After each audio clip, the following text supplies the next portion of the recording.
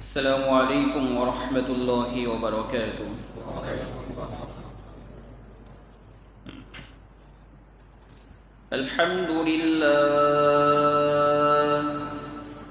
الحمد لله نحمده ونستعينه ونستغفره ونؤمن به ونتوكل عليه ونعوذ بالله من شرور أنفسنا ومن سيئات أعمالنا من يهده الله فلا مضل له ومن يضلله فلا هادي له ونشهد أن لا إله إلا الله وحده لا شريك له ونشهد أن سيدنا وسندنا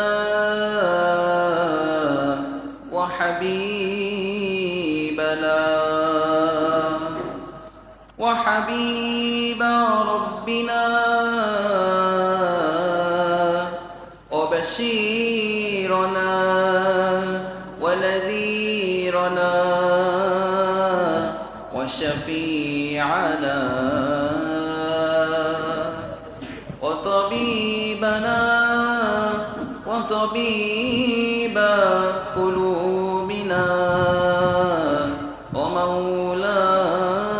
ومولانا محمدا عبده ورسوله الذي أرسله بالحق بشيرا ونذيرا وداعيا إلى الله بإذنه وسراجا وقمرا منيرا أما بعد فقد قال الله تبارك وتعالى في كلامه المجيد أعوذ بالله من الشيطان الرجيم بسم الله الرحمن الرحيم ولله ملك السماوات والأرض ويوم تقوم الساعة يومئذ يخسر المبطلون وترى كل أمة جاثية كل أمة تدعى إلى كتابها اليوم تجزون ما كنتم تعملون عن أبي سعيد الخدري رضي الله تعالى عنه قال قال رسول الله صلى الله عليه وسلم يخرج في آخر من أمتي المهدي يسقي الله الغيث ويخرج الأرض نباتها ويعطي المال صحاحا ويعيش 7 أو 8 أو كما قال عليه الصلاة والسلام سبحانك لا علم لنا إلا ما علمتنا إن إنك أنت العليم الحكيم আমরা সকলেই মুহাব্বতের সাথে দরুদ শরীফ পাঠ করি। আল্লাহুম্মা সাল্লি আলা মুহাম্মাদিন ওয়া আলা আলি মুহাম্মাদ কামা সাল্লাইতা আলা ইব্রাহিম ওয়া আলা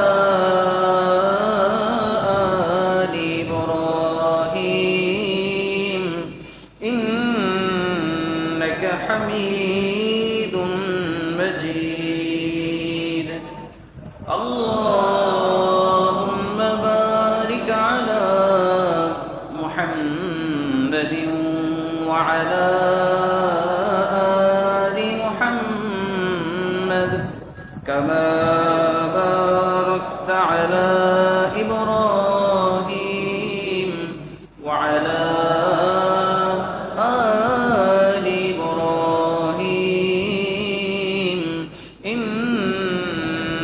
حميد مجيد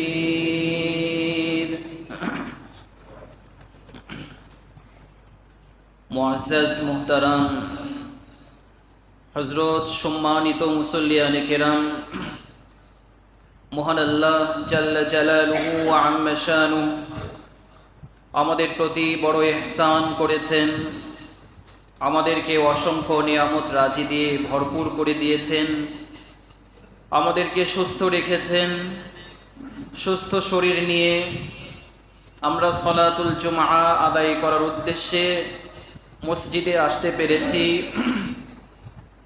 এজন্য দিল থেকে কালিমাতুশ শুকর আদায় করছি, আলহামদুলিল্লাহ। রব্বানা লাকাল হামদ হামদান কাসীরান طيبا مباركا فيه يا ربي لك الحمد كما ينبغي لجلال وجهك وعظيم سلطانك। দরুদ ও সালাম বর্ষিত হোক এই পৃথিবীর বুকে সর্বশ্রেষ্ঠ মহামানব রহমাতুল লিল আলামিন শফিউল মুজনিবিন জনাবে মুহাম্মদুর রাসূলুল্লাহ সাল্লাল্লাহু আলাইহি ওয়াসাল্লামের প্রতি। আল্লাহ পাকের কাছে আমরা দোয়া করছি আমাদের পক্ষ থেকে দরুদ ও সালাম আমাদের প্রিয় নবীর রওজা মোবারকে আল্লাহ তাআলা পৌঁছে দেন, বলেন আমিন। শ্রদ্ধাভাজন পিতৃতুল্য সম্মানিত মুসল্লিয়ানে কেরাম, আমরা রবিউল আউয়াল মাসে পদার্পণ করেছি। রবিউল আউয়াল মাসের আজকে 2 তারিখ চলছে। রবিউল আউয়াল মাস ইসলামের ইতিহাসে গুরুত্বপূর্ণ একটি মাস। রবিউল আউয়াল সেই মাস যে মাসে আল্লাহ তাআলা এই পৃথিবীর বুকে সর্বকালের সর্বযুগের সর্বশ্রেষ্ঠ মহামানব নবীজি মুহাম্মদুর রাসূলুল্লাহ সাল্লাল্লাহু আলাইহি ওয়াসাল্লামকে প্রেরণ করেছেন। আল্লাহ তাআলা নবীজিকে দুনিয়াতে পাঠালেন আর তিনি বলে দিলেন যে ওয়ামা আরসালনাকা ইল্লা রাহমাতাল লিল আলামিন, নবী হে, আমি আপনাকে বিশ্ববাসীর জন্য, গোটা বিশ্বের সব কিছুর জন্য আমি আপনাকে রহমত স্বরূপ প্রেরণ করলাম। সুবহানাল্লাহ। রবিউল আউয়াল সেই মাস যে মাসে নবীজির জন্ম হয়েছে। রবিউল আউয়াল মাসকে কেন্দ্র করে আমাদের দেশে বিভিন্ন জায়গাতে সেমিনার, সিম্পোজিয়াম, নবীর জন্ম উপলক্ষে কোথাও কোথাও আনন্দ মিছিল, র্যালি, পত্রপত্রিকাতে লেখালেখি, টিভি স্যাটেলাইটগুলোতে প্রচার প্ররোচনা করা হচ্ছে। নবীজির জন্ম উপলক্ষে একদল বেদাতি তারা ঈদে মিলাদুন্নবী উৎসব ঈদ হিসেবে পালন করার জন্য উঠে পড়ে লেগেছে। আসলে বিষয়টা হচ্ছে যদি আমরা রবিউল আউয়াল মাসকে বুঝতে চাই, রবিউল আউয়াল মাসের যে শিক্ষা সেটা আমরা গ্রহণ করতে চাই, তাহলে নবীজির সিরাতুন নবীকে যদি আমরা দেখি, তাহলে আমাদের জীবনের সঠিক সন্ধান, আমাদের জীবনের চলার পথের পাথেও আমরা পেয়ে যাব। সম্মানিত উপস্থিতি, রবিউল আউয়াল মাসকে নিয়ে আমরা গত বছরের এবং তার আগের বছর, গত 2টি বছরে আপনাদের কাছে ধারাবাহিকভাবে সিরাতুন নবী এবং মিলাদুন নবী আলোচনা আপনাদেরকে শুনিয়েছি। এবছরও আমরা আলোচনা করব ইনশাআল্লাহ, পর্যায়ক্রমে আমাদের আলোচনা আসবে পর্ব। কিন্তু যেহেতু আমরা একটা নির্দিষ্ট আলোচ্য বিষয়ের মধ্যে আছি, চাচ্ছি এই বিষয়টা শেষ করতে। আপনারা জানেন আমরা বিগত পূর্বেকার 5টি জুমাতে ধারাবাহিকভাবে কেয়ামতের আলামত সিরিজ পর্ব আলোচনা শুনছি। আপনাদের মনে আছে? আজকের জুমাতেও আমরা কেয়ামতের আলামত সিরিজ পর্ব 6 এটা নিয়ে আলোচনা করব। আগামী 12ই রবিউল আউয়াল যদি আল্লাহ পাক আমাদেরকে সুস্থ রাখেন, বাঁচিয়ে রাখেন, ওই দিন আমরা চেষ্টা করব একটা মসজিদে অনুষ্ঠান করার জন্য। নবীজির সিরাতুন নবী এই নামে, এই ব্যানারে আমরা মসজিদে নবীজির জীবন চরিত্র বিভিন্ন দিক নিয়ে আলোচনা শুনবো। বলেন ইনশাআল্লাহ। ওই দিন আমরা চেষ্টা করব মাগরিবের পর অথবা এশার নামাজের পরে আমাদের মসজিদের কমিটির সাথে পরামর্শ করে আপনাদেরকে জানাবো ইনশাআল্লাহ। তো চলুন আমরা গত জুমায় আলোচনা কোথায় রেখেছিলাম আপনাদের মনে আছে? গত জুমায় আমরা আলোচনা শেষ করেছিলাম এই ভারতীয় উপমহাদেশে একটা মহাযুদ্ধ হবে, আল মালহামাতুল উজমা, একটা মহাযুদ্ধ হবে এখানে। এই যুদ্ধে মুসলমানরা বিজয় লাভ করবে এবং হিন্দুস্তানের শাসকদেরকে শেকল দ্বারা বেঁধে তাদেরকে ইমামে মাহদির জেনারেল হেডকোয়ার্টার বাইতুল মুকাদ্দাসে নিয়ে যাওয়া হবে এবং জনসম্মুখে এই উগ্র হিন্দুবাদী যে সমস্ত শাসক তাদের বিচার করা হবে। বলে না সুবহানাল্লাহ, বলেন। সেটা হলো গাজওয়াতুল হিন্দ।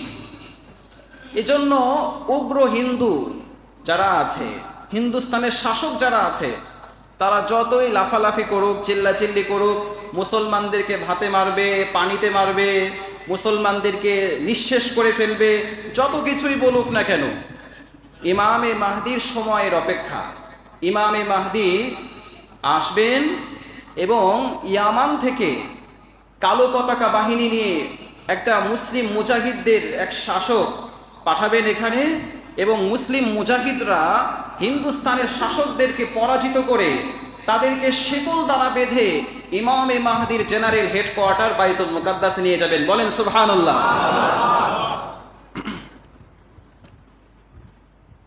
তো চলুন আমরা জানবো ইমামে মাহদি পৃথিবীতে আসার পরে তিনি কি কি কাজ করবেন, ইমামে মাহদির খেলাফত কাল এবং পৃথিবীর অবস্থা। এ সম্পর্কে যদি আমরা জানতে চাই, প্রথমেই আমরা জানব ইমামে মাহদি যখন পৃথিবীতে আগমন করবেন, জনসম্মুখে তিনি প্রকাশ পাওয়ার পর থেকে মুসলমানদের খলিফা হিসেবে তিনি কাজ শুরু করবেন। মাহদির খেলাফত কালে পৃথিবী শান্তিপূর্ণ হবে। ইমামে মাহদির খেলাফত কালে পৃথিবী শান্তিপূর্ণ হবে, সুখময় হবে। আল্লাহ রাব্বুল আলামিন আসমান থেকে প্রচুর বৃষ্টি বর্ষণ করবেন এবং জমিন থেকে প্রচুর ফলাদি ফসলাদি উৎপন্ন হবে। গবাদি পশুর সংখ্যাও অনেক বেড়ে যাবে এবং রাজস্ব খাত, রাজস্ব সম্পদ, রাষ্ট্রীয় সম্পদ, এটা ধনী গরিব সকলের জন্য উন্মুক্ত থাকবে। বলেন সুবহানাল্লাহ। রাসূলুল্লাহ সাল্লাল্লাহু আলাইহি সাল্লাম বলেছেন, হাদিসের বর্ণনাকারী আবু সাঈদ আল খুদরি।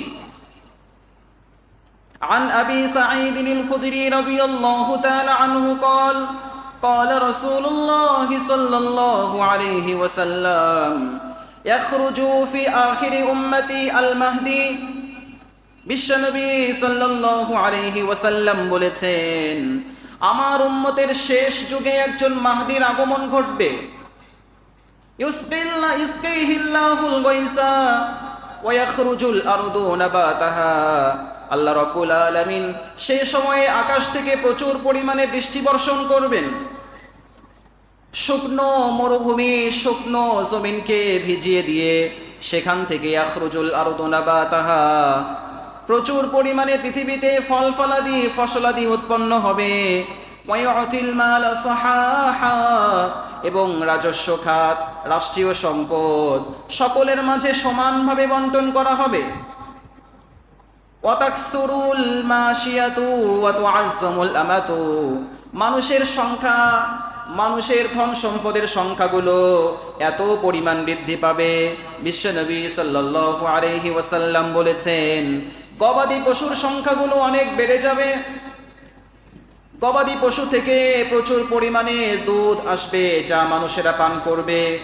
মানুষের ধন সম্পদের কোনো অভাব থাকবে না। এভাবে ইমামে মাহদী ইয়াঈশু সাবআন আও সামানিয়ান, মুসলমানদের মাঝে 8 বছর অথবা 7 বছর পর্যন্ত তিনি রাষ্ট্র পরিচালনা করবেন। হাদিস থেকে বোঝা গেল যে মাহদীর খেলাফত কালে আল্লাহ পাক রব্বুল আলামিন আসমান থেকে বৃষ্টি দিবেন প্রচুর, যার কারণে এই শুষ্ক মরুভূমি, এই জমিন আল্লাহ পাকের রহমতের বৃষ্টি পেয়ে তা সিঞ্চিত হবে। এখান থেকে প্রচুর পরিমাণে ফল ফলাদি ফসলাদি হবে। গবাদি পশুর সংখ্যা বেড়ে যাবে, মানুষের পুষ্টির চাহিদাগুলো পূরণ হয়ে যাবে, মানুষের ধন সম্পদের কোনো অভাব থাকবে না। এভাবে মাহদী 7 বছর অথবা 8 বছর পর্যন্ত রাষ্ট্র পরিচালনা করবেন। 2 নাম্বার আলোচনা হলো, 1 নাম্বার ছিল ইমামে মাহদী জনসম্মুখে প্রকাশ পাওয়ার পর থেকে তিনি মানুষের মাঝে খেলাফতের দায়িত্ব পালন করবেন এবং আল্লাহ পাক রব্বুল আলামিন আসমান প্রদত্ত প্রচুর পরিমাণে এখানে নিয়ামত রাজি দিয়ে দুনিয়াবাসীকে ভরপুর করে দিবেন। দ্বিতীয় আলোচনা হচ্ছে, ইমামে মাহদী পৃথিবীতে ন্যায় ইনসাফ প্রতিষ্ঠা করবেন, ন্যায় পরায়ণতা তিনি প্রতিষ্ঠা করবেন সমাজের মধ্যে। عن أبي سعيد الخدري رضي الله تعالى عنه قال قال رسول الله صلى الله عليه وسلم تملأ الأرض فيملأ الأرض قسطا وعدلا كما ملأت جورا وظلما। আবু সাঈদ আল খুদরি রাদিয়াল্লাহু তাআলা আনহু থেকে বর্ণিত, বিশ্বনবী সাল্লাল্লাহু আলাইহি ওয়াসাল্লাম বলেছেন, আমার উম্মতের শেষ যুগে একজন মাহদীর আগমন ঘটবে। তিনি দুনিয়াতে 5 বছর 7 বছর অথবা 9 বছর পর্যন্ত রাজত্ব করবেন। তার রাজত্বকালে দুনিয়াতে প্রচুর পরিমাণে তিনি চতুর্দিকে সর্বদিকে তিনি ন্যায় ইনসাফ পরায়ণতা প্রতিষ্ঠা করবেন। যেমনি ভাবে ইমামে মাহদীর পূর্বেকার যুগে দুনিয়ার মধ্যে অত্যাচার, অনাচার, জুলুম, নির্যাতন ছিল, ঠিক অনুরূপ ওই পরিমাণ দুনিয়াতে ইমামে মাহদী ন্যায় ইনসাফ প্রতিষ্ঠা করবেন। সুবহানাল্লাহ বলেন। তাহলে ইমামে মাহদী পৃথিবীতে ন্যায় পরায়ণতা, ইনসাফ ভিত্তিক রাষ্ট্র পরিচালনা করবেন।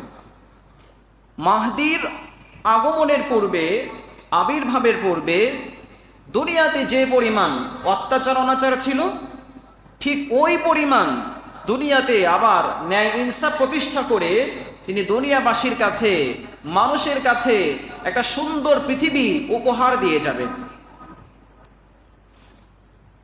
3 নম্বর আলোচনা হচ্ছে, ইমামে মাহদীর যুগে কোনো ব্যক্তি অভাবী থাকবে না, কেউ দরিদ্র, মিসকিন, অসহায় কেউ থাকবে না।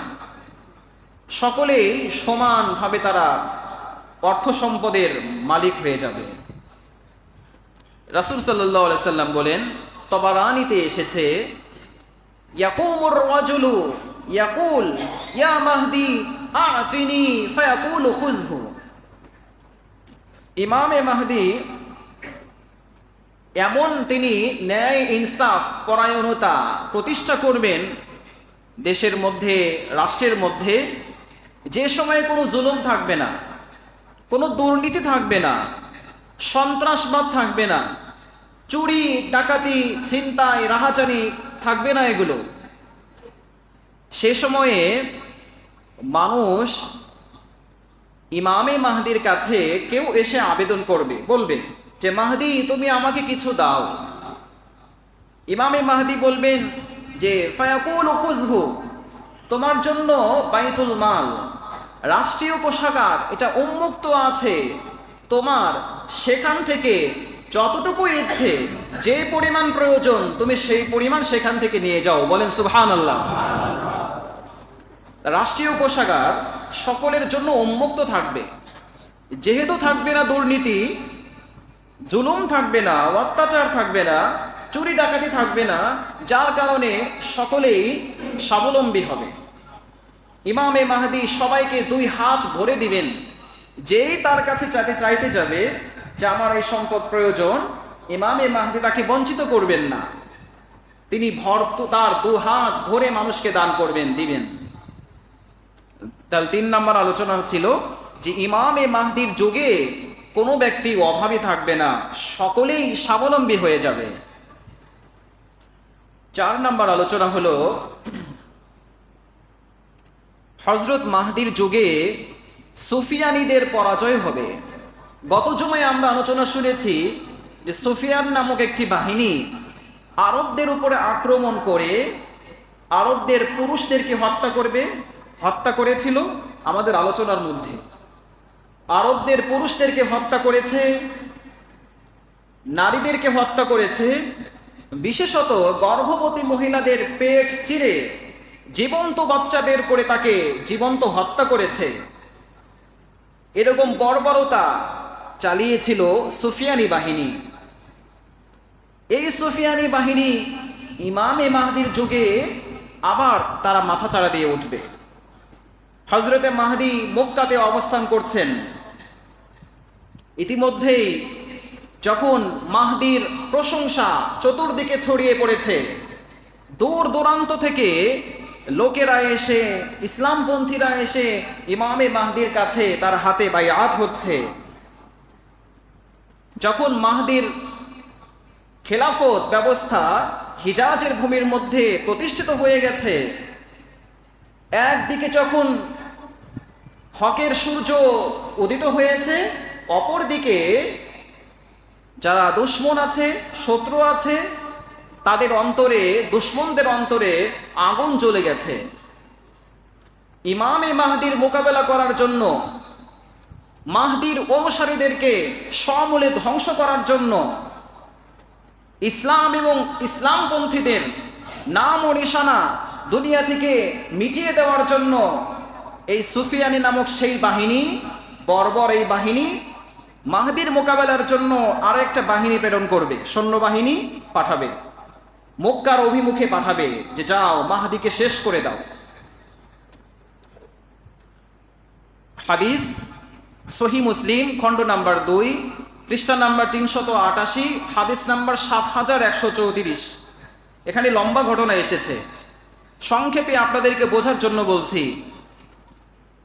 যখন এই সুফিয়ানি নামক বাহিনী তারা মাহদির মোকাবেলার জন্য রওনা হবে, নবীজি সাল্লাল্লাহু আলাইহি সাল্লাম বলেছেন, ফায়ুখসিফু বিহিম বিল বাইদাই বাইনা মক্কাতা ওয়াল মদিনাতা। মক্কা এবং মদিনার মধ্যবর্তী একটা স্থান যেটাকে বলা হয় বাইদা, বাইদা নামক মরুভূমি। এই বাইদা নামক বিশাল মরুভূমিতে যখন সুফিয়ানি নামক বাহিনীরা অস্ত্রে শস্ত্রে সজ্জিত হয়ে মাহদির মোকাবেলার জন্য যাচ্ছে, হঠাৎ করে এই সৈন্যবাহিনীর মাঝখানের যে সৈন্যরা আছে তাদেরকে নিয়ে জমিন ধসে যাবে। সুবহানাল্লাহ বলেন। মাঝখানের সৈন্যরা ধসে পড়ে গেল, জমিন তাদেরকে গ্রাস করে নিয়েছে, কেউ বা বেঁচে নাই। এই ভয়াবহ দৃশ্য দেখে যারা সামনের সৈন্যরা আছে পেছনের সৈন্যদেরকে লক্ষ্য করে বলবে যে হে সৈন্যবাহিনীরা, সাবধান হও, তোমরা কেউ সামনের দিকে এগিয়ে এসো না, ওখান থেকে পালাও। আর আমরাও সামনের দিকে পালিয়ে যাচ্ছি। এই ঘোষণা হতে না হতেই আল্লাহ পাকের চূড়ান্ত ফায়সালা, কেউ যখন কোনো আল্লাহর ওলির মোকাবেলা করার জন্য রওনা হয়, কেউ যখন আল্লাহ পাক যেই বান্দাকে ভালোবাসেন, মহব্বত করেন, কোনো আলেম, কোনো ভালো আলেম, তার বিরুদ্ধে যখন কেউ লাগে, আল্লাহ পাক তাকে এমন ভাবে ধরেন সে পালানোর সুযোগ পায় না। বলেন ঠিক কিনা? এই সুফিয়ানের নামক বাহিনী একদল, মাঝখানের সৈন্যদল ধসে পড়ে গেছে, ম্যাসাকার হয়ে গেছে। এই পর্যায়ে পেছন দিকে সৈন্যদল তারা পালাতে শুরু করেছে, সামনের দিকে সৈন্যদল তারাও পালাতে শুরু করেছে। আল্লাহ নবী সাল্লাল্লাহু আলাইহি ওয়াসাল্লাম বলেছেন যে সামনের দিকে একটা সৈন্য পালাতে পারবে না, তাদেরকেও জমিন ধসিয়ে দিবে। বলেন সুবহানাল্লাহ। যারা পশ্চাতে পালাতে শুরু করেছে তাদেরকেও ধরে ফেলবে, তারাও পালাতে পারবে না, সবাই মরে যাবে। রাসূল সাল্লাল্লাহু আলাইহি ওয়াসাল্লাম বলেন এই বাহিনীর মধ্যে থেকে একজন শুধু রক্ষা পাবে। একজন ব্যক্তি রক্ষা পেয়ে সে সিরিয়াতে ফিরে আসবে। সিরিয়াতে আসার পরে সুফিয়ান নামক ব্যক্তির কাছে তার এই ঘটনা তুলে ধরবে যে মহামান্য সম্রাট আমাদেরকে পাঠিয়েছিলেন ইমামে মাহদির মোকাবেলা করার জন্য, আমাদের এই অবস্থা হয়েছে। এই কথা শুনে দাম্ভিক অহংকারী এই সুফিয়ান আরো ক্ষিপ্ত হয়ে যাবে। তখন এই সুফিয়ান নামক এই বর্বর শাসক নিজেই তখন একটা বিশাল বাহিনী নিয়ে মাহদির মোকাবেলার জন্য আবার রওনা হবে। প্রতিমধ্যে এই সুফিয়ান নামক বাহিনীকে সহযোগিতা করবে বনু কালাবের লোকেরা। বনু কালাবের লোকেরা সুফিয়ান নামক বাহিনীকে তারা অস্ত্র দিয়ে সহযোগিতা করবে। বিশাল এক বাহিনী নিয়ে মক্কার অভিমুখে রওনা হচ্ছে সুফিয়ান। রওনা হতেই ইমামে মাহদি মুসলিমীয় কিছু মুসলমান মুজাহিদদেরকে সাথে নিয়ে তিনিও রণাঙ্গনে হাজির হয়ে গেছেন। দুপক্ষের তুমুল লড়াই হবে, তুমুল যুদ্ধ হবে। এই যুদ্ধের মধ্যে আল্লাহ পাক রব্বুল আলামিন হযরতে মাহদির হাত ধরে মুসলমানদেরকে বিজয় দান করবেন। বলেন সুবহানাল্লাহ। মুসলমানরা বিজয় হবে। মুসলমানরা এই যুদ্ধে প্রচুর পরিমাণে গনিমতের মাল, গনিমত শব্দের অর্থ হলো যুদ্ধ লব্ধ সম্পদ, প্রচুর পরিমাণে মুসলমানরা যুদ্ধ লব্ধ সম্পদ পাবে। ইমামে মাহদি যেহেতু দুনিয়াতে ন্যায় ইনসাফ পরায়ণতা প্রতিষ্ঠা করবেন, সেই ভিত্তিতে ইমামে মাহদি সকল মুসলিম মুজাহিদদের মাঝে সমানভাবে এই গনিমতের মালগুলো বন্টন করে দিবেন। তাহলে 4 নম্বর আলোচনা আমরা বুঝলাম ইমামে মাহদির যুগে সুফিয়ানি বাহিনীর পরাজয়। 5 নম্বর আলোচনার দিকে আমরা যাচ্ছি। 5 নম্বর আজকের কথা হলো ইমামে মাহদির যুগে শাম দেশ বিজয় হবে। সহিহ মুসলিম খণ্ড নাম্বার 2 পৃষ্ঠা নাম্বার 392 এখানে হাদিস এসেছে, লম্বা হাদিস। ইমামে মাহদি সুফিয়ানি নামক বাহিনীকে পরাস্ত করার পরে তিনি মক্কা থেকে মদিনায় আসবেন। মদিনা হলো ইমামে মাহদির জন্মস্থান, আর তার আত্মপ্রকাশ ঘটেছিল মক্কাতে। ইমামে মাহদি মক্কা থেকে মদিনায় আসবেন। প্রথমে এসে আল্লাহর রাসূল সাল্লাল্লাহু আলাইহি সাল্লামের রওজা মোবারক জিয়ারত করবেন। তিনি নামাজ পড়বেন, সেখানে মসজিদে নববীতে নামাজ আদায় করবেন। এরপরে তামাম দুনিয়ার মুসলমানদের জন্য দোয়া করবেন। ইতিমধ্যে কি হবে, শাম দেশ যা একসময় মুসলমানদের অধীনে ছিল সেটা খ্রিস্টানদের দখলে চলে গেছে। গত জুমায় আপনাদেরকে বলেছিলাম যে এই মুসলমানদের মাঝে কিয়ামতের পূর্বে মুসলমানদের সাথে আর খ্রিস্টানদের একটা দলের মাঝে একটা সন্ধি হয়েছিল, মনে আছে আপনাদের? এই সন্ধি খ্রিস্টানরা বিশ্বাসঘাতকতা করে তারা সন্ধি চুক্তি ভঙ্গ করেছিল এবং মুসলমানদের বিরুদ্ধে সশস্ত্র বাহিনী নিয়ে মোকাবেলা করে মুসলমানদেরকে পরাজয় করেছিল। তার মানে ওই যুদ্ধে খ্রিস্টানদের সাথে মুসলমানদের যুদ্ধে মুসলমানরা হেরেছিল। মাহদির প্রকাশ পাওয়ার আগের কথা। এবং এই যুদ্ধে মুসলমানদের ধর্মীয় শাসক নিহত হয়েছিল, শাহাদত বরণ করেছিল। রাসূলুল্লাহ সাল্লাল্লাহু আলাইহি সাল্লাম বলেছেন, ওই সময়ে শাম দেশ খ্রিস্টানরা দখল করে থাকবে। ইমামে মাহদি শাম দেশকে জয় করার জন্য তিনি মদিনা থেকে 12,000 মতান্তরে 15,000 মুসলমান মুজাহিদদেরকে সাথে নিয়ে তিনি শামের উদ্দেশ্যে রওনা হবেন মুসলমানদেরকে বাঁচানোর জন্য। ইমামে মাহদি শাম দেশের দাবেক এবং আমাক নামক শহরে পৌঁছাবেন। শহরের নাম কি বললাম? দাবেক এবং আমাক নামক শহরে পৌঁছাবেন। দাবেক এবং আমাক নামক শহরে পৌঁছার পরে দেখবেন সেখানে খ্রিস্টানরা পুরো এলাকা দখল করে আছে। খ্রিস্টানদের লিডারের পক্ষ থেকে ঘোষণা করা হবে যে, মাহদি, হে মদিনাবাসীরা, তোমাদের সাথে আমাদের কোনো বিরোধ নাই, তোমরা এখান থেকে চলে যাও, তোমাদের সঙ্গে আমরা যুদ্ধ করতে চাই না, তোমাদের সাথে আমাদের কোনো বাদানুবাদ নেই। আমাদের বাদানুবাদ হলো, আমাদের সমস্যা হলো শামবাসীদের সাথে, তোমাদের সঙ্গে আমরা লড়তে চাই না, মদিনাবাসী তোমরা এখান থেকে ফিরে যাও। ইমামে মাহদির সৈন্যদলের মধ্য থেকে একজন মুসলিম মুজাহিদ বাঘের মতো, সিংহের মতো গর্জন দিয়ে বলবে, ও হে কাফেরের দল, ও হে মুশরিকদের দল, শুনে রাখো, তামাম দুনিয়ার সমস্ত মুসলমানরা হলো এক দেহ এক আত্মা। বলেন ঠিক কিনা? কোন জায়গায় তামাম দুনিয়াতে একজন মুসলমান নির্যাতিত হবে, একজন মুসলমানের দেহ থেকে রক্ত ঝরবে, আর মদিনাবাসী মুসলিমরা চুপটি মেরে বসে থাকবে, আঙ্গুল চুষবে, তা কোনোভাবেই হতে পারে না। বলেন ঠিক কিনা? এভাবে ঘোষণা দেওয়ার পরে আরো বলবে, এই ঘোষক ইমামে মাহদির পক্ষ থেকে ঘোষণা দিচ্ছে খ্রিস্টানদের উদ্দেশ্যে যে, মদিনাবাসী মুসলমানদের শরীরে যে রক্ত, শামবাসী মুসলমানদের শরীরে সেই রক্ত। মুসলমানরা এক দেহ এক আত্মা, মুসলমানরা প্রত্যেকে ভাই ভাই।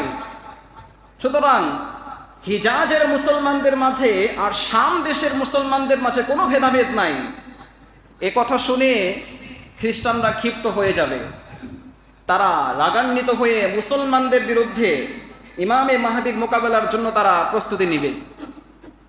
রাসূলুল্লাহ সাল্লাল্লাহু আলাইহি সাল্লাম বলেন, ওই সময়ে খ্রিস্টানদের সংখ্যা থাকবে 2 লক্ষ। কয় লক্ষ থাকবে? 2 লক্ষ মুসলমান খ্রিস্টান থাকবে।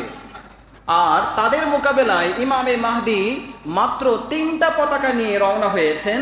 এই 3টা পতাকার নিচে অধীনে থাকবে 12 থেকে 15,000 সৈন্য।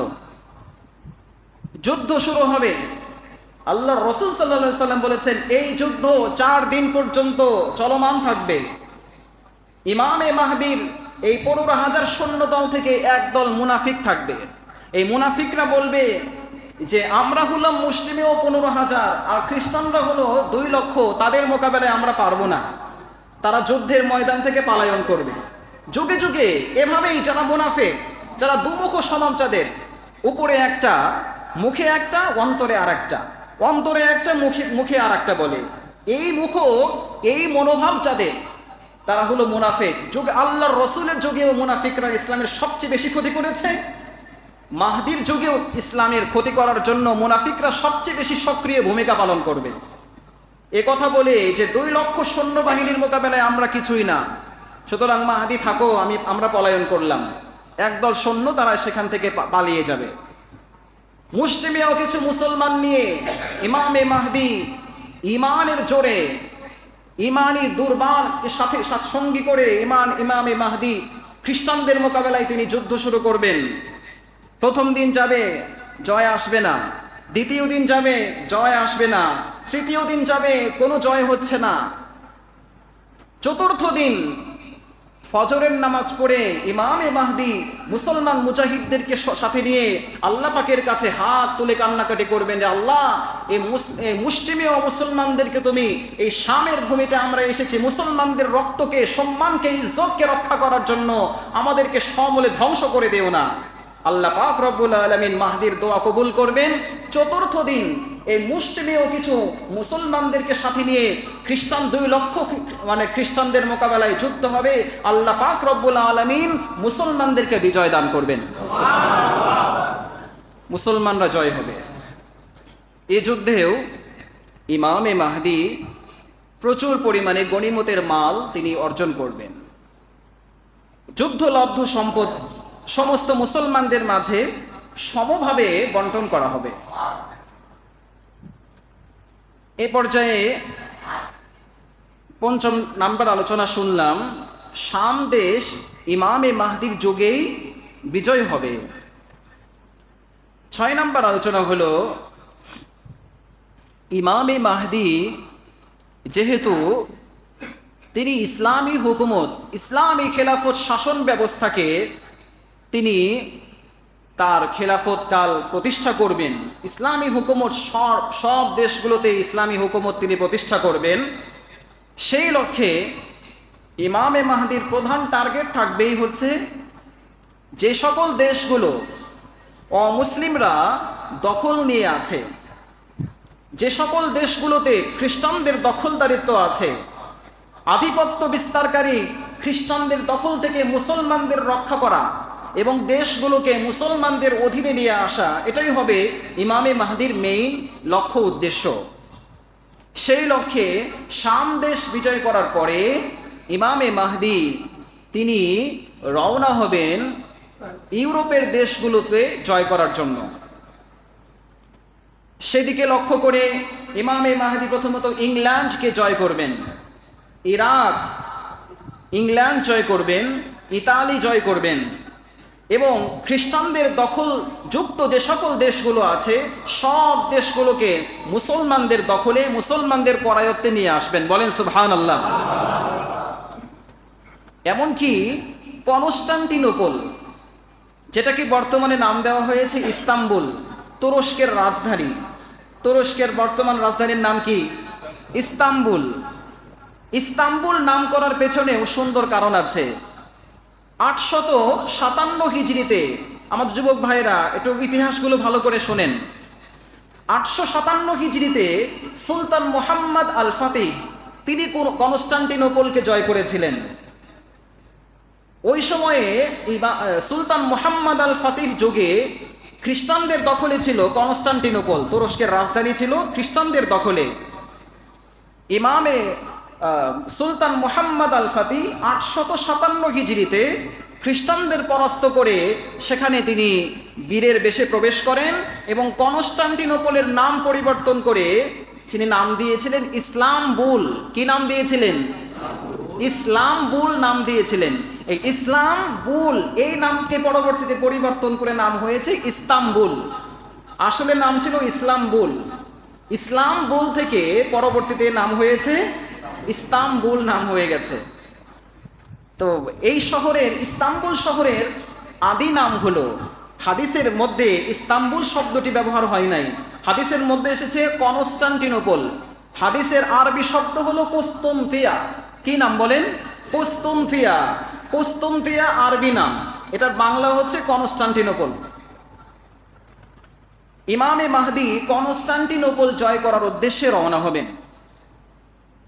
সহিহ মুসলিম খণ্ড নাম্বার 2 পৃষ্ঠা নাম্বার 396 হাদিস নাম্বার 7134 এখানে এসেছে, রাসূলুল্লাহ সাল্লাল্লাহু আলাইহি সাল্লাম বলেছেন, আমার উম্মতের মধ্যে একজন মাহদির আগমন ঘটবে, আমার বংশের মধ্যেই তার আগমন হবে এবং তার অধীনে কনস্টান্টিনোপল মুসলমানরা জয় করে নেবে। ইমামে মাহদি তার মুসলিম মুজাহিদদেরকে সাথে নিয়ে তিনি নৌপথে, জলপথে, সামুদ্রিক জলপথ দিয়ে কনস্টান্টিনোপল জয় করার উদ্দেশ্যে রওনা হবেন। রাসূলুল্লাহ সাল্লাল্লাহু আলাইহি সাল্লাম বলেছেন, এই বাহিনী তারা প্রচুর পরিমাণে তাকবীর, তাহলিল এগুলো পাঠ করবে। সব মুজাহিদরা প্রত্যেকের মুখে মুখে থাকবে লা ইলাহা ইল্লাল্লাহর জিকির। প্রত্যেকটা মুসলিম মুজাহিদ সকলে সমস্বরে আল্লাহু আকবার ধ্বনি দিতে দিতে তারা সবাই কনস্টান্টিনোপলের দিকে যাবে।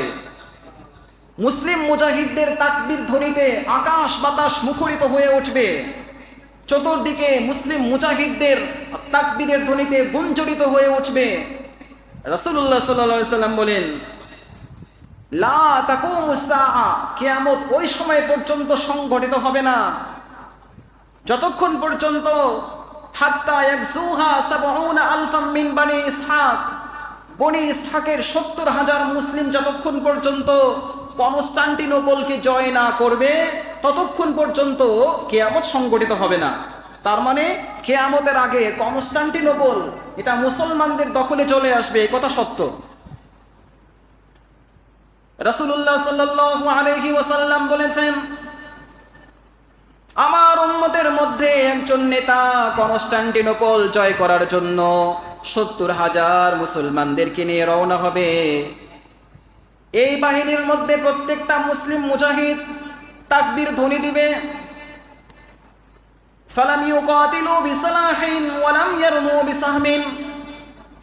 এই যুদ্ধের মধ্যে কোনো মুসলমান তরবারির মাধ্যমে কোনো খ্রিস্টানকে হত্যা করবে না, তীর নিক্ষেপ করে কোনো খ্রিস্টানকে হত্যা করবে না। ক্বালু লা ইলাহা ইল্লাল্লাহু আল্লাহু আকবার।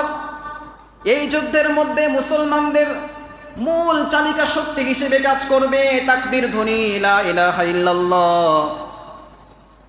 নবীজি সাল্লাল্লাহু আলাইহি সাল্লাম বলেছেন, ফায়াসকুতু আহাদু জানিবিহা।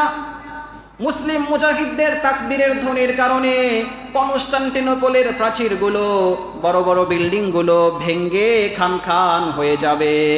সুবহানাল্লাহ বলেন।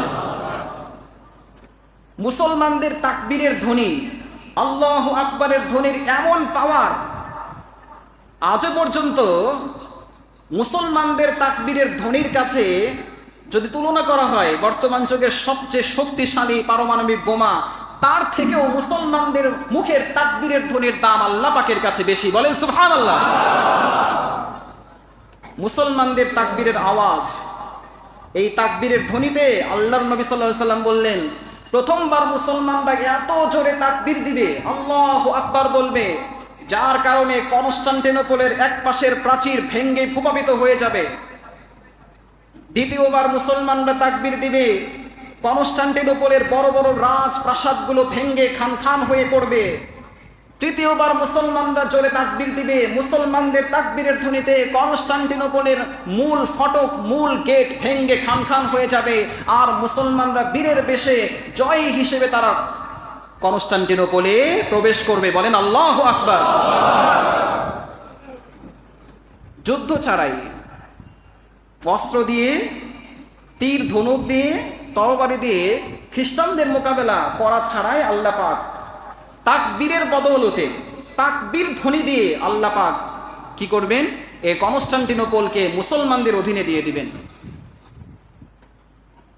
এরপর দেখেন কি মানে চমৎকার একটা কথা রাসূলুল্লাহ সাল্লাল্লাহু আলাইহি ওয়াসাল্লাম বলেছেন, এই যুদ্ধেও মুসলমানরা তুরস্ককে জয় করল, তুরস্কের রাজধানী ইস্তাম্বুলকে জয় করে ফেলল। এরপরে হঠাৎ করে একজন চিৎকার করে ঘোষণা দিবে, হে মুসলিম মুজাহিদরা, তোমরা কনস্টান্টিনোপলে আছো, তোমরা জয় করে এখানে আনন্দ মিছিল করছো, মিষ্টি বিতরণ করে খাচ্ছ, অথচ তোমাদের দেশে সিরিয়াতে, শামে দাজ্জাল প্রকাশ পেয়েছে। এদিকে মনোযোগ দিই, দেখেন যখন মুসলমানরা কনস্টান্টিনোপলকে জয় করে তারা আনন্দ মিছিল করছে, ইতিমধ্যে একজন বিকট শব্দে চিৎকার দিয়ে বলবে, তোমরা এখানে আনন্দ মিছিল করছো আর তোমাদের দেশে সিরিয়াতে, শাম দেশে দাজ্জাল বের হয়েছে। রাসূলুল্লাহ সাল্লাল্লাহু আলাইহি ওয়াসাল্লাম বলেন, ইয সাহা ফীহিমুশ শাইতান। সেই ব্যক্তি হবে শয়তান। কে হবে? শয়তান। শয়তান মানুষের আকৃতিতে এসে বিকট শব্দে জোরে চিৎকার দিয়ে বলবে যে কদ ইন্নাল মাসিহা কদ খালাফাকুম ফি আহলিকুম। হে মুসলিম মুজাহিদরা, তোমাদের অনুপস্থিতিতে তোমাদের দেশে দাজ্জাল বের হয়ে তোমাদের পরিবারবর্গ, সন্তানদেরকে পরীক্ষায় ফেলে দিয়েছে, তোমরা এখানে পড়ে আছো। এভাবে চিৎকার করে বলতে থাকবে। ফায়াখরুজুনা। এ কথা শুনে মুসলমানরা কনস্টান্টিনোপল থেকে বের হবে যে আমাদের পরিবারবর্গ দাজ্জালের ফিতনায় আক্রান্ত হয়ে গেছে।